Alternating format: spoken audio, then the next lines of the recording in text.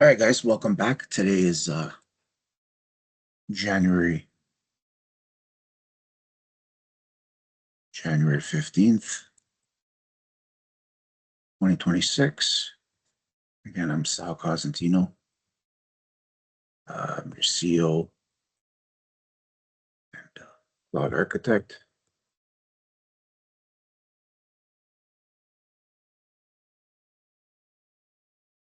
Well, today I want to talk about a few things. I want to talk about you know, sales and people getting into it and people wanting to learn or people branching off other people and extending their knowledge and giving out their feedback and gaining um gaining what truly matters to them, right? Because everybody wants to work hard, everybody deserves what they get and deserves for working hard as they need to work hard for it, right? um I came up with a little bit of a like a story kind of example story where you're kind of uh, working. You can use them as is if you want, or you can polish them however you like.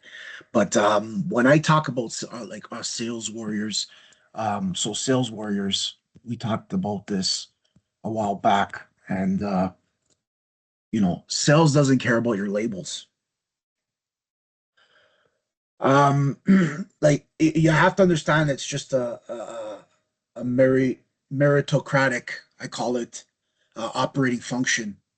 If you want to know what meritocratic means, you can look it up.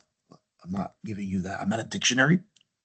It's a great word to use, and I've used it many times. Meritocratic. I want you guys to look that up after, whatever. I don't care. But unlike many like corporate environments that over-index on your personality assessments or just your background or your tenure of like length of time or just anything to do with sales performance, it's measured usually by outcomes that are observable, like pipeline creation, progression in deals, revenue conversions. We as sales removes the bias from the performance evaluation, and results are auditable, not subjective, right? So when we look at talent, that talent that we have can emerge from any non-traditional background, so it doesn't care where you come from, right? So sales doesn't care about your labels. um introvert extrovert introvert extrovert introvert extrovert background, personality, none of that matters, okay? And none of that matters.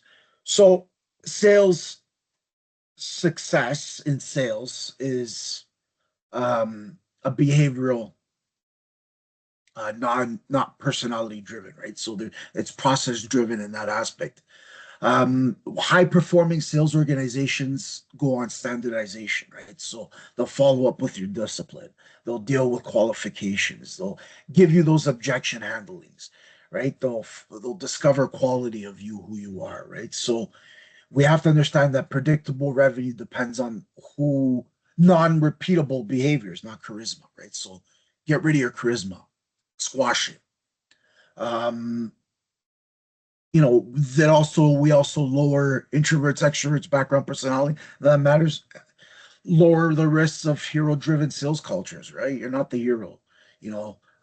Everybody wears capes. Everybody wears different hats, right? So enable the scalable hiring of an onboarding, right?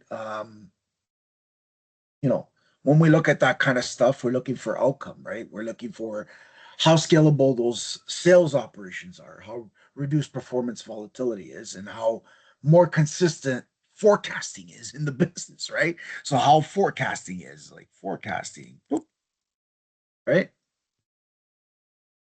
Um, and that can include your capital expenses versus your operating expenses, right? And how that summits, right? You want that summit, you want that plateau.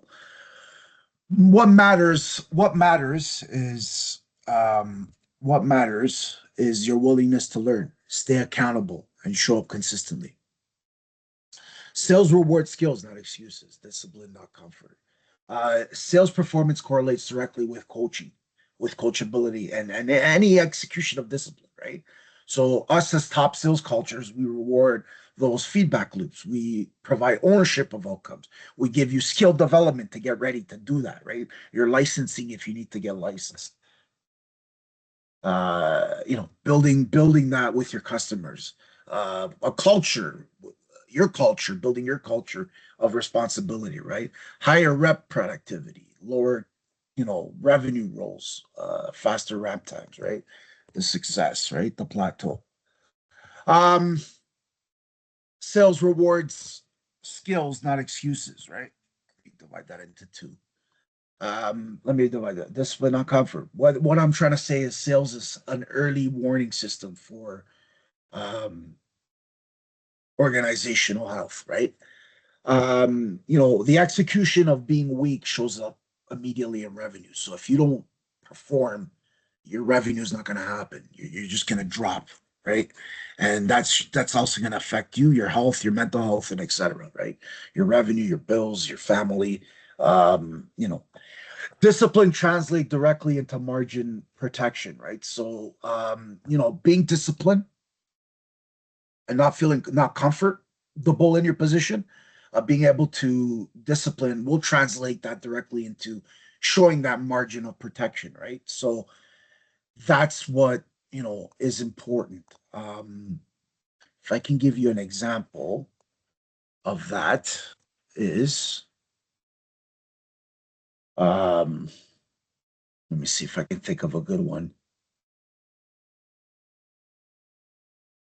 By the time revenue misses in your monthly close and board reports and quarterly earnings, show sales pipeline showed stalling uh legal reviews, right? So through auditing and all that stuff from legal, your win rates are declining in specific areas, right? So, specific areas, right, of this plateau.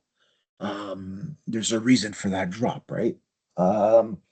So, adjusting pricing, packaging, revenue impact, realigning your ICP early, relocating resources before that forecast. Let me see if I can go down a little bit here. Okay, that forecast, right? Like that forecast is below the line, right? Right? Why? So before that happens, right? So you got to work on this so that this stays like this, right? That's what that means. And again, that'll create faster correction, right? So correcting that plateau, reducing your revenue surprises, and knowing why this drop happened, right? So this drop, I want to know why that happened. See if we can get a different color, right? And forecast accuracy. How accurate is this data? So data accuracy, right? So how can you get the data accuracy? Um, that's what that means by that.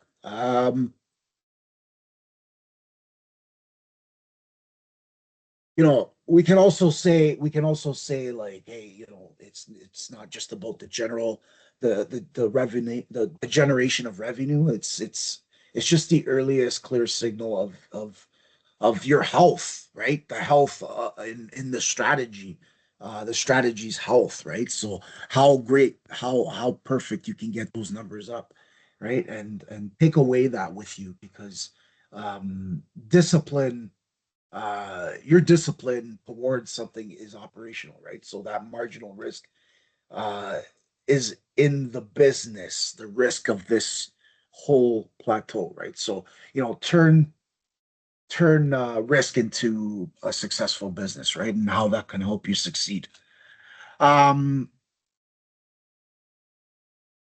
let's see, for example, excuses. When we talk about excuses, we could say, hey, the market is slow. As an examples, right? So if we're doing face to face, we could say, hey, the market is slow, leads aren't good. That's just objections of that, right? What you could say like in a two rep face the same market type of thing. You can say one maintains a pipeline that's quicker and one produces explanations, right? Or you could say it's just the timing, right? And that's what that kind of means to an executive when you're talking on an executive level, right? So be aware on how you explain those things and how you communicate because um, it's important, right? Buyers aren't responding, right? That happens, right? Stronger EBITDA, predictable, higher valuations, right? Discontinuing to save deals is a poor discipline, right? Uh, Weak qualifications, increasing deal costs, a poor discipline, right? Over customizing for low fit customers, a poor discipline, right? So undisciplined sales behaviors, um, erode just margin, right? For you, your company, and long before your finance actually sees it, right? So disciplined sales teams, hold price, sell value, be careful, right? If a team A closes with a heavy discount, team B closes with pricing discipline, right? Same top line, just vastly different margins. Um, what else? Market too slow, buyers aren't responding. It's just timing. Great objections. And these are what reps say. What that means again is just the value mismatch, the responsibilities between the CSO and the CEO and the CRO, the strategy versus the go-to market, and you know, knowing what this actually signals when it comes to those specific sales objections, right? So you could say leads aren't good, marketing isn't helping, prospects go dark, right? And this is what reps say. They aren't ready, right? Coach or exit behavior underperformance, right? So when we talk about discipline, not comfort, that translates directly into the margin protection. We had to discount to win.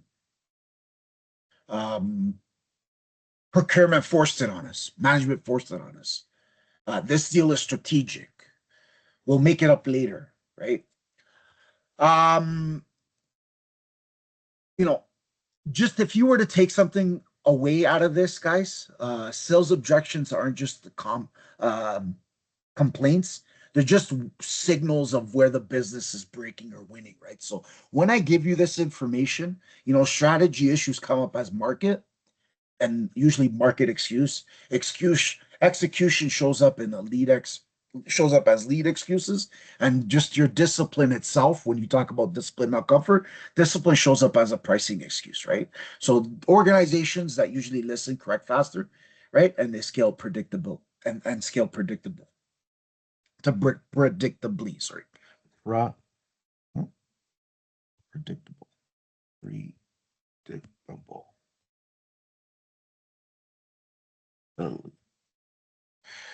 Um, So, going back to again, we talked about sales rewards, sales excuses. This is why sales remains one of the purest careers there is out there, right? What I mean by that, guys, is you have to understand that, um, you know,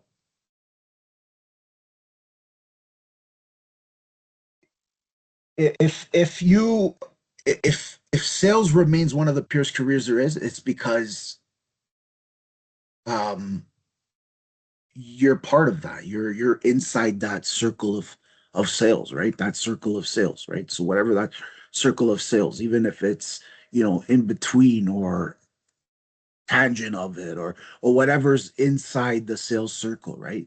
That remains where your purest of careers there is, right? So um no favoritism, no hiding, just results. What I'm trying to say with that is sales is one of the fewest functions where performance and the transparency of performance should be unavoidable, right? So numbers remove politics, right?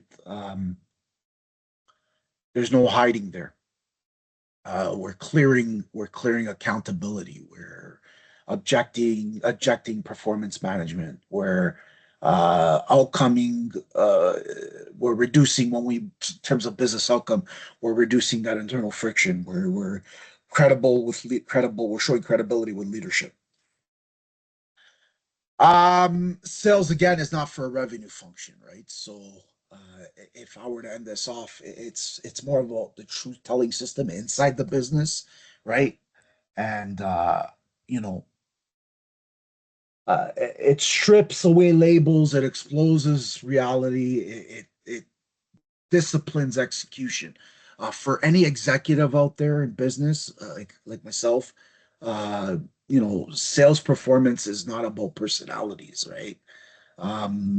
It's about more of a process of integrity, or just the alignment of your strategic goals, right?